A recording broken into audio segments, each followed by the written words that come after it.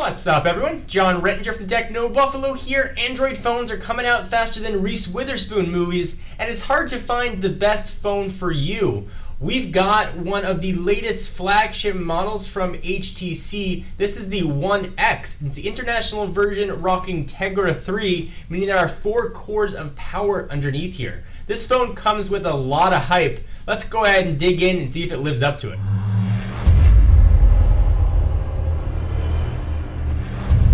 This is the international unlocked version, meaning it's rocking Tegra 3 quad-core action beneath the hood. When this comes to US shores under AT&T, it's going to have Qualcomm's dual-core Snapdragon S4. That change in chipset was due to LTE compatibility. Let me go ahead and jump right into what I know you want to know, and what I want to know as soon as I took this guy out of the box. I want to know how fast it was, and I wanted to know how good the battery was going to be.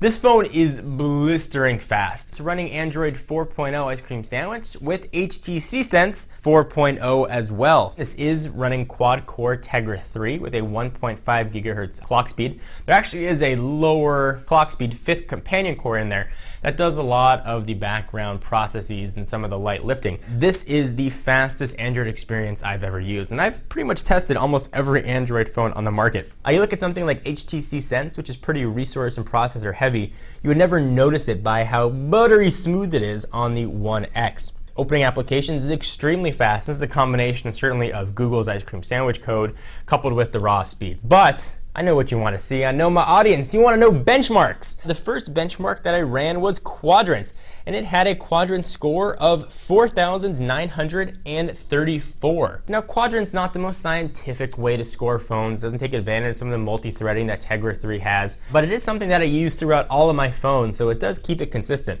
You can see just the raw speed that this phone has. Not to mention, for those of you who like to tweak your phones and deal with some custom ROMs, the raw potential that this phone is going to have. We also ran CF Bench. It gave us scores of 12,947. Now that might not mean that much to you if you're not into benchmarking and tweaking your phone, but what should resonate with you, look at these bars. You can see here on the One X, we got the bars extending all the way across. Everything from the operating system to opening applications is fast and fluid and works as beautifully as you could expect from not only an Android phone, but from probably the Android phone going to hit the market. From a dimension standpoint, 5.2 inches by 2.7 inches by 0.3 inches. Like most phones now, it is primarily just screens. Let's talk about this Gorilla Glass jobby. It's a super IPS panel with a resolution of 1280 by 800, and it looks about as beautiful as you'd expect. Whites are really true white. There isn't any sort of hue here at all, and the screen is really gorgeous. Pictures look absolutely outstanding, and video looks gorgeous. I've looked at several HD displays, but the Super IPS panel that HTC has put on this One X is really incredible. It certainly rivals any display that Samsung has released on the market, which says a lot. I think Samsung displays are amongst the best on the market. Let me say that having used the Galaxy Nexus and using the soft buttons found on the Galaxy Nexus, I got pretty used to those. But I did find it kind of hard to get used to physical capacitive ice cream sandwich buttons here. Those aren't drawn onto the screen. Those are physical, vibrate when you touch them, capacitive buttons. It just felt a little weird to actually have this new button array after getting used to previous versions of Android. After a day or so, I definitely got used to it. Just something to keep in mind. Sense is very heavy here, but the phone has the horsepower to really back it up. You see Sense from everything here, from applications to how things are arranged, all the way down to widgets. So love it or hate it, it's certainly present here in all of its HTC Sense glory. I'm in the camp though that I really like HTC Sense. I think it's one of the best Android skins on the market. One of the things that I loved about Ice Cream Sandwich is how it handled multitasking. Unlike traditional Ice Cream Sandwich, where you get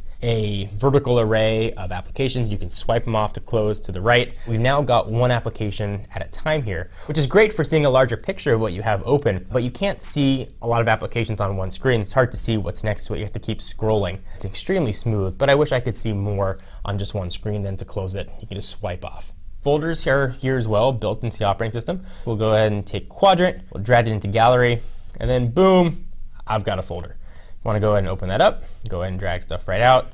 We're back to where we started from. This is a wonderful ice cream sandwich experience, but I really enjoyed HTC Sense, and using it on the One X was the best HTC Sense experience that I have had. Battery life. It was really my big question mark that I had with this phone. It's got an 1800 milliamp hour battery, so it's about average, but you got 4 cores under there, actually a 5th core doing its thing. How is it going to work? Talk time, I got 6 hours of talk time. From 100%, I actually called the local radio station and I let it run until the phone shut down on me. I got just a little bit over 6 hours, so let's just call it 6 hours. And watching HD video, I got 3.5 hours of HD video playback. Daily use, pulling emails in, about an hour and a half of phone calls, regular texting, just normal phone usage for me. Taking it off the charger at 8 a.m. and probably around 11:30 when I went to bed. I ranged between about 15 and 20% battery life. Certainly not the most outstanding battery life of any phone that I've ever tested, but definitely not the worst. I would have liked to have sacrificed a little bit of this weight to had a larger battery, or even a user replaceable battery. Would have made things a little bit easier. You can always carry an extra one. Now, I would wager a bet, and certainly don't quote me on it, that we will see some firmware updates by the time this guy hits the market.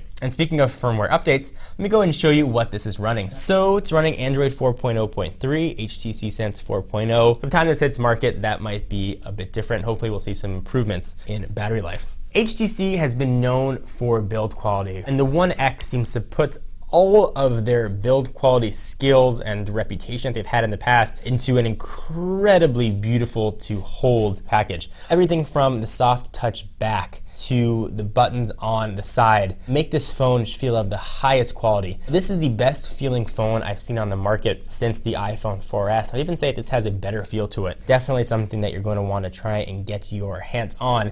Really appreciate how this feels. On the back, you've got a pretty standard fare now, 8 megapixel sensor. It's autofocus smart LED flash. Can shoot 1080p video. On the front, we've got a 1.3 megapixel sensor that can also shoot 720p video. It's average camera. It's about what you'd expect. I would have liked to have seen a flagship phone like this up the megapixels and up the performance. But one thing this does very well is burst mode. So if I go ahead and hold down the camera button, you can hear that it's shooting a ton of pictures. It's not going to replace your DSLR or even your point and shoot, but it is definitely a passable camera. I will say that if you are looking to get an Android phone and you are in a market where you're in Europe and LTE is not going to be an option, or even if you're in the US and LTE is not your cup of tea, this is going to be the phone I would recommend. This is the phone that Android users deserve. This is the phone that Android users have been clamoring for. This is the best end user experience I have ever had on an Android phone, and I can absolutely wholeheartedly recommend it when it comes to market. Now, hopefully I'll be able to say the same things when I get my chance to test AT&T's version with the S4 processor in there, but at least for the unlocked Tegra 3 European version, this is an incredible phone and one you will not regret, and it'll serve you well for 2 years or 3 years or however long your contract is. This phone is always going to be nice and quick. So hope you guys enjoyed. Be sure to check us out at technobuffalo.com for all of your HTC One X coverage. We got a lot up there. I am John Rettinger, and I'll see you in the next video.